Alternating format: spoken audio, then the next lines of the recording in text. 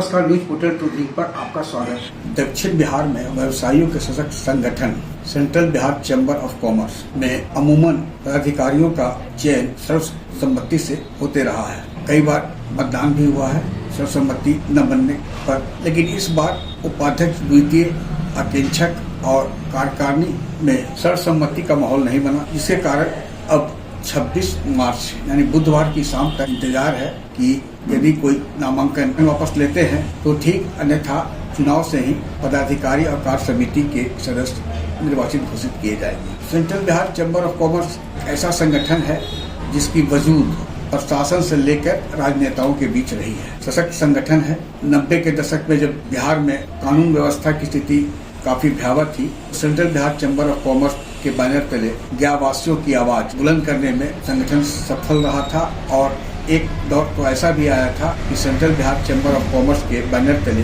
गया के विपक्षी दल के नेता और कार्यकर्ता भी एकजुट हुए थे। कमिश्नरी पर अर्धनग्न प्रदर्शन भी किया गया था एक अपहरण कांड के विरोध में। खैर, अतीत है। स्वर्ण जयंती में स्वयं मुख्यमंत्री आए, उप मुख्यमंत्री सुशील मोदी भी सहित कई मंत्री, केंद्रीय मंत्री आते रहे। इसलिए संगठन में पदाधिकारी बनने के लिए भी हर कोई की इच्छा होती है जो इस संगठन से जुड़ा हुआ है।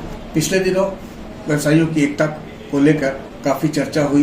बताया गया कि गया शहरी विधानसभा क्षेत्र में 25% की आबादी वैश्य समाज की है, इसलिए वैश्य समाज को प्रतिनिधित्व मिलना चाहिए। उपाध्यक्ष द्वितीय के पद पर दो नाम है, एक प्रमोद लड्डू के प्रमोद भदानी और दूसरे विनोद मित्तल। वहीं अकेंक्षक का जो एक पद है उसके लिए गौतम कुमार और विजय कुमार भदानी ने नामांकन किया, यानी यहाँ भी दो व्यक्ति हैं।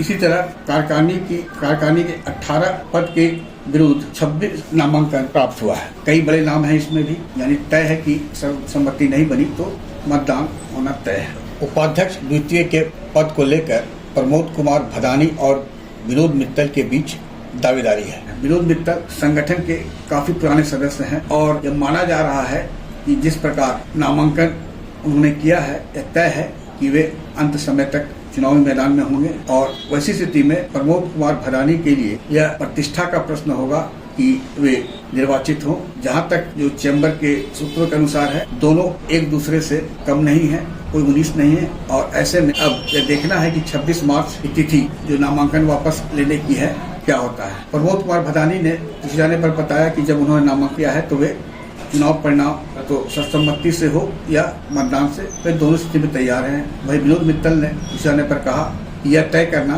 चैम्बर के सदस्यों का है, लेकिन वे भी चुनाव मैदान में अभी है और आगे भी रहेंगे। यानी तय है कि सर्वसम्मति नहीं बनी तो उपाध्यक्ष द्वितीय के लिए चुनाव होना है। वहीं अकेंक्षक में भी विजय कुमार भदानी काफी समय से संगठन के सशक्त सदस्य रहे, उम्रदराज हैं, लेकिन उनके लिए युवा व्यवसायी गौतम कुमार प्रतिद्वंदी के रूप में सामने हैं। अब देखना है कि क्या होता है, इन दोनों के बीच सर्वसम्मति होती है या फिर दोनों का जो अकेंक्षक पद है वह मतदान से तय होगा। इसी तरह कार्यकारिणी में भी कई ऐसे नाम हैं जिनमें कई चैम्बर के पूर्व पदाधिकारी भी हैं, चुनावी मैदान में हैं। अगर तय नहीं हुआ, यदि 8 व्यक्ति नामांकन वापस नहीं लेते हैं तो तय है कि मतदान होगा। तो सर्वसम्मति का माहौल न बनने के पीछे central Bihar chamber of commerce का समाज के विभिन्न क्षेत्रों में पहुंच एक बड़ा कारण है। जबकि अध्यक्ष, महासचिव, एक उपाध्यक्ष, वन और कई पदाधिकारी निर्विरोध निर्वाचित हुए हैं, जो सामान्य पृष्ठभूमि से भी आते हैं, इनमें व्यवसायी समाज से भी वे निर्वाचित हुए हैं। लेकिन अब प्रतिष्ठा का प्रश्न उपाध्यक्ष 2, अकेंक्षक और कार्यकारिणी के 18 सदस्यों के लिए है। अब देखना है कि अंतिम परिणाम क्या होता है। वैसे यह प्रयास